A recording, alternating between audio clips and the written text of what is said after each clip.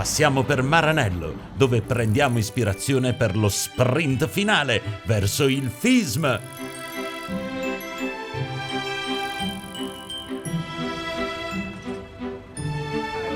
Un altro dei vincitori del campionato mondiale di magia in passato è stato il mago americano Vito Lupo. Hello, we are Vito Lupo, and we are in Turin. But who is Vito Lupo? Wow, it's a great question. For the people, I suppose they know me as a magician, maybe a mime. But for my kids, I'm a father. So maybe many different hats that people don't know. I'm a brother, I'm a son, teacher. You have win a FISM when you are really young. Very young, yeah. Yeah. How you have changed your approach with life when you have win the FISM? My approach with life was changed because one of my dreams to travel around the world was realized at a very young age. So naturally, when you travel, your life changes. So all the things that the world or that the road brings to you, naturally everything changes in your life, cultures, languages, food. And it gives you a little bit of confidence to return to study more, to become even better, no? Yeah. The challenge was to myself, not against the other competitors. So I reached a level that it was a good start for me, a great start. What is your appeal with this type of art? Music, magician, misdirection you have made? I don't know. I thought it was normal that I think about music and movement and misdirection. I think that that's what magic is. Elegance is taste. I'm still studying. I'm still reevaluating what I'm doing. And maybe now, after 35, 40 years, you begin to find that style which everybody can make a label. Sometimes I like the labels, but as soon as you receive the label, it becomes a stigma that it keeps you. I don't want to be a label. So I continue with music and movement and misdirection and expression and emotions, as opposed to thinking about just the tricks. So it's minimizing all the magic tricks and the techniques, so that more of the magic of dance and more of the magic of music becomes the same tool as the magic tricks, finding a nice balance between all of them. Hai un ricordo che hai visto durante la tua crescita, nella tua vita, che però ti ricordi e ogni volta che ci pensi dici "This is magic", questa è magia. Sì. The word magic is a very big word, no? When we speak about magic, we think of the magic of the magicians, but then maybe there's another type of magic that we speak about in life, no? The magic of birth, having children, is an extraordinary experience. When you see beautiful things in nature that are just unbelievable, that's wonderment that gives you the feeling of, oh my God, how beautiful. And so from our magic to reach that level of, wow, oh my God, is quite a job. No? We can't imitate nature, but we can certainly try to reach the beauty of nature.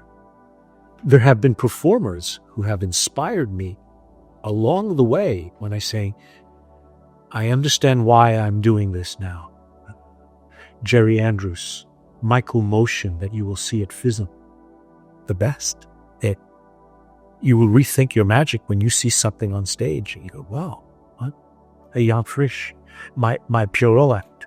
When you see things that are bigger than life or you can't describe and inspire you, every day I'm amazed by many things. Today I was amazed why my key didn't work. So, Have a brain. Yes. To remain healthy and hope to inspire other younger people or older people to support my family, to continue. That dream still lives. To live in Hawaii, to paint pictures, or take photographs, have a farm, calm down a little bit. Definition of magic. Your personal definition. Yeah, magic. What it? because that's where we feel something that sometimes, I think, like, for example, when you are amazed at something, you can be amazed intellectually or you can be amazed emotionally. And I think that signal comes from your heart. Like when you fall in love, what is that feeling that your heart is telling your brain? What is that? So I think magic really comes from the heart, the deepest part of that. What is for you the reality? Daily is probably an illusion. It's the illusions that's more of a reality to me. My reality, I suppose if we, from a spiritual sense, from a physical sense, there are many different realities, I believe, that we can begin to define reality. I think it's breathing. That's a reality, just being awake, being aware. And yoga, you discuss your reality, your awareness, being, of remaining calm, of feeling, of hearing, of seeing, of being sensitive to the senses that we have, and to be kind and considerate and compassionate. That would be that reality that would carry me through the day, I suppose. Do you remember something about the last FISM? The one that brings a strong memory was the FISM in Madrid. Yeah. Extremely hot, and being with such great friends. Yeah, just a great memory of great friends, and it being hot. Good. Well, thank you so much for your time. Thank you. I look forward to seeing you in Rimini. Yeah, sure. Great idea with the bicycle. Ciao. Ciao.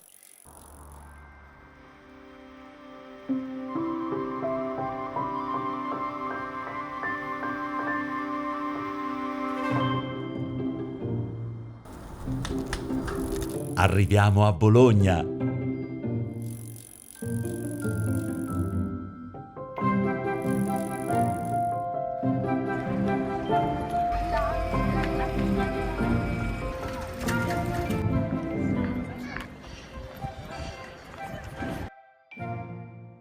Una, perfetto, quindi un'altra.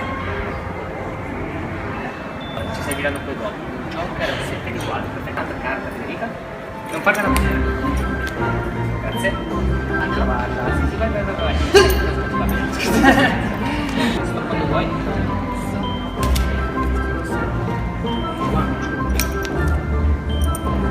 Vieni fuori?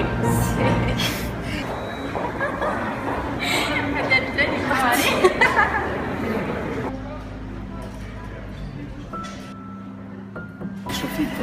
Ah, perfetto. Perché è una chiesa particolarissima. Pensa con una carta. È di cuori? Sì. Ok. Che tipo di cuori pensa? 5 di cuori? Guarda, io per te compro la prima carta.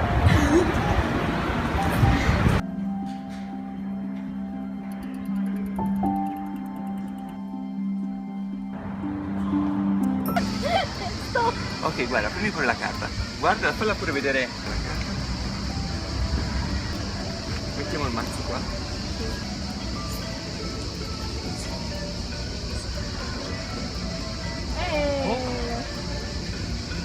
Una sola carta? Sì. Dato...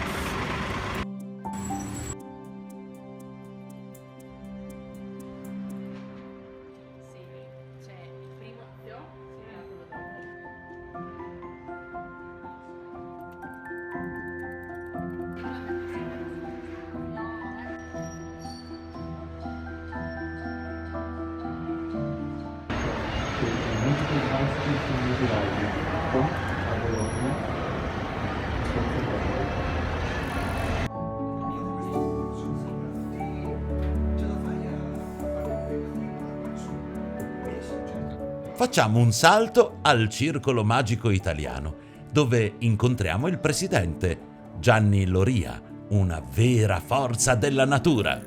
Ciao a tutti, oggi 29 giugno 2015, manca poco ai campionati mondiali FISM Italy 2015 e siamo qua in compagnia col presidente del Club Magico Italiano, Gianni Loria. Chi è Gianni Loria? Gianni Loria è un prestigiatore innanzitutto, convinto, che nasce nel 1978 e con questa passione per la magia vengo trascinato all'interno del club magico bolognese di allora, quando il delegato di zona era Giorgio Zocca e il presidente del club magico italiano era il professor Alberto Sitta. Ci fu, ho conosciuto l'ambiente e sono rimasto lì. Pertanto tutti i venerdì andavo al club e mi sono fatto coinvolgere da loro. E la mia teoria è questa: una persona che si è appassionata a 22 anni di illusionismo e adesso ne ho proprio uno di più e sono ancora qua. Siamo tutti figli del club magico italiano, o vuoi o non vuoi. È una cosa vera, voi siete là a Torino perché il professor Alberto Sitta insieme al suo compare Victor Balli lo convinse ad aprire il club di Torino, che Balli poi per uno schizzo di indipendentismo giusto, ma Sitta, come si dice, li sponsorizzava, anche se valevano per i dipendenti e che non erano delegazioni, Sitta li sponsorizzava. Torino è nato così, sia il Circolo Amici della Magia di Torino che il Bartolomeo Bosco. Quando è morto Sitta, e i primi 5 anni è stato tutto il trapasso, il bordello, le roberie, sempre fantastici. A Milano vado a fare una conferenza, me la girano su questo lato qua e mi chiedono: ma il kimono di Sitta, dove sono andati a finire? Il grande dilemma della storia magica internazionale. Quelli kimono li aveva 8, sono quasi 2. Lui si In originale lì. questi sì, era originale. Spait, Bolap Bizarre. Quando nasce il Club Magico Italiano? Il Club Magico Italiano nasce dal 1952, quando alcuni elementi decidono via lettera di costruire, di ritrovarsi per fare giochi di prestigio. Tutti assieme lottavano per creare questo club, che è nato, che è cresciuto, hanno fatto lo statuto. Magia moderna, sin dalle prime copie della rivista Magia Moderna, io qui in mano ne ho una, l'ultima, del 1953, 54, 55, erano espresse tutte le fasi della nascita del Club Magico Italiano, dove questi signorotti, dove c'era detto anche Bustelli. Bustelli è stato il primo presidente del Club Magico Italiano. Nel 1989, quando Alberto Sitta è morto il 1 agosto, i soci erano oltre 900 soci. Allora ti faccio questa domanda. Ma com'è che cambi sempre? Una volta sei maglietta nera. Siamo tutti maghi, allora qua si piace un attimo trasformarci. Sì, è molto bello. E cos'è la magia per Gianni Loria? La magia dovrebbe essere la base di tutti i nostri discorsi. Il gioco di prestigio dovrebbe essere sempre la base di tutto, e senza mai dimenticarci che il gioco di prestigio va scelto, va studiato, se c'è bisogno va costruito o va comprato, va provato, e poi bisogna comunque scendere in strada a farlo, perché se ce lo facciamo in casa per conto nostro, a che cosa serve? Viva la magia! Intanto sparo qualche caffè. È arrivato il momento di parlare del fondatore della magia italiana, che è Alberto Sitta. Chi è Alberto Sitta? Alberto Sitta è stato quello che ha dato la spinta iniziale all'aggregazione dei maghi. Se prima i maghi erano sparsi, ce n'era uno a Firenze che era Bustelli, uno a Bologna che era Sitta, uno a Milano che era Pozzi. Le cose che lui ha fatto sono state enormi. Voglio ricordare il 1983 organizzò questo congresso quasi mondiale, perché c'erano più di 1000 persone, dove lui spendette di tutto per fare una cosa a livello veramente mondiale. I partner allora erano Tony Binarelli, c'era Silvan, c'era Alexander. Sitta era così, costruiva giochi, inventava giochi, faceva lui la rivista Magia Moderna. Lui ha costruito questo numero da cinese, da Chun Chin Fu. Poi lui era presente in tutto il mondo, era chiamato in tutti i congressi del mondo, era un numero veramente eccezionale. Quando si andava qui in zona Bologna o anche fuori a seguire Alberto quando faceva il numero del Chun Chin Fu, nel momento in cui Alberto Sitta finiva il numero era bellissimo, perché scappavano tutti, no, dopo tornavano, perché Alberto ci metteva lì a raccogliere tutti i chilometri di seta che aveva prodotto dai vasi, che alla fine erano tutti da raccogliere, da piegare, da arrotolare in un modo scrupoloso fino all'osso. Era di una pignoleria incredibile. A te è capitato che ti sia successo un qualcosa che hai detto: questo momento per me è stato davvero magico? Ho vissuto un momento magico quando mi sono sposato con mia moglie Anna, ho vissuto un momento magico quando è nato mio figlio Cristian. Per me tutta la vita è un momento magico. Io sono talmente... mi sveglio alle 5 di mattina, alle 6 sono già attaccato al computer, vado avanti fino a mezzanotte la sera facendo roba solo dedicata alla magia. Devo riconoscere che a me la magia mi ha aiutato moltissimo perché mi ha dato possibilità di guadagno. Dicevo, ho fatto nell'89, ho fatto 270 serate, dal 1971 ho fatto un lavoro, io sono un disegnatore esplosivista, perciò dal 71 al 2012 io ho lavorato dentro 2 o 3 aziende importanti dove ho fatto un certo tipo di percorso, perché adesso mi sei fatto pensare a te, Slaidini, portai il tavolino dentro al teatro per Slaidini, che era arrivato all'ultimo momento, portai questo tavolino, l'ho appoggiato lì, che stai lì, tutto fare da meridionale, grazie, stai da meridionale, grazie, portato lì, si è seduto, tutta la gente che non vedeva allora Slaivini, cazzo ragazzi, allora ci sto parlando dell'83, era Slaivini ancora, era già sul finire, cioè era già un mito Slaivini. Io sono rimasto lì, mi sposta, aveva voluto le 2 sedie, e questo si è seduto, ha preso subito e ha fatto il suo cavallo di battaglia, che era la sigaretta spezzata.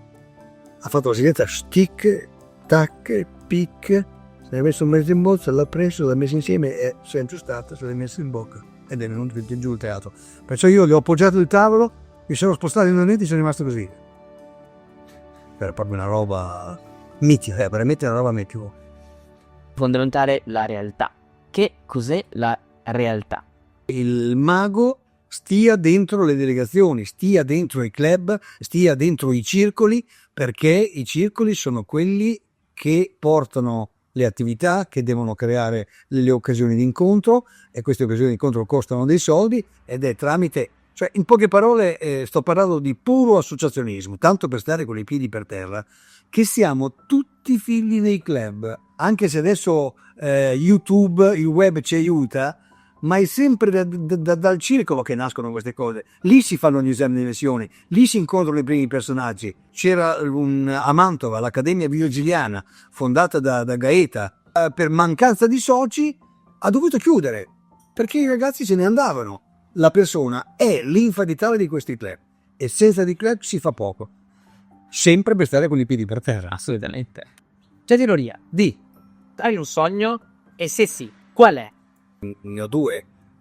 Il mio sogno personale è quello di rimanere in questo ambiente e fare ancora tanto per la magia italiana.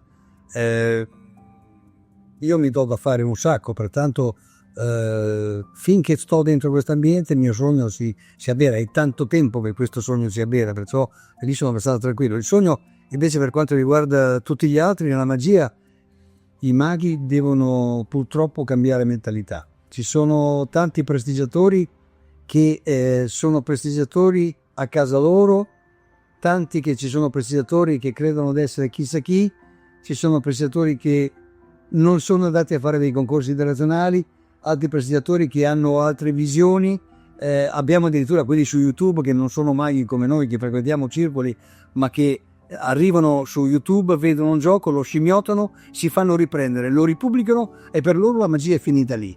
E invece no, la magia è quella che noi vedremo a Rimini durante il concorso. Ci sono 99 concorrenti da scena, 58 da close up, ma questi ragazzi qua che si sono presentati al concorso da scena sono personaggi che hanno lavorato come dei pazzi per portare avanti il loro discorso, il loro modo di fare magia, che è quello di creare dei numeri da scena, perché in fondo la magia è quella: crei qualcosa per te stesso e che deve essere il tuo sogno. Come il mio sogno è vedere questi ragazzi realizzati che riescono a costruire i loro numeri. Il sogno per i maghi deve essere quello, il tuo numero da scena, per far sì che poi crescano queste cose qua. E il cambiamento di mentalità che deve avere il prestigiatore è che deve intanto guardare quel tipo di concorso, quei tipi di numeri. Noi col college facciamo questo lavoro, guardiamo l'alto livello, perché l'obiettivo deve essere questo. Finché i maghi italiani non cambiano la loro mentalità e non sono rivolti a quel tipo di professionalità, rimarremo dei maghetti che faremo i nostri spettacolini alla festa della birra o alla festa della ramochiocciola, e va bene così, ci stanno anche quelli, però non perdiamo di vista l'obiettivo, che deve essere un obiettivo elevato. Beh, diciamo che essendo il pazzo del gruppo posso dire che finalmente ho in mano una copia di magia moderna. Non ridere, lo so che vi ho obbligato a tutti quanti a stacchini della moderna, però lo fanno volentieri. Bello, Anche i 3 nuovi associati al Club Magico Italiano. 1, 2 e 3. Ci iscriviamo. Congresso nel 2012 è stato fatto questo campionato del mondo là, io ero presente a Blackpool e loro sono andati da Blackpool fino a Rimini con la fiaccola della magia italiana ed è stata una cosa bellissima, sono pazzi scatenati, però si portano a casa una copia di magia moderna per adesso. Bravi.